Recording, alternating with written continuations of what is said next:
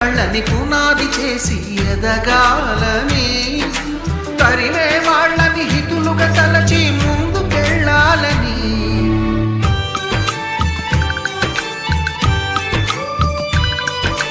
కన్నుల నీటిని కలల సాగుకై వాడుకోవాలని,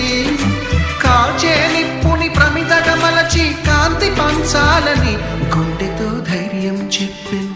చూపుతో మార్గం చెప్పెను, అడుగుతో గమ్యం చెప్పెను, నేనున్నానని నీకేం కాదని, నిన్నటి రాతని మార్చేస్తానని.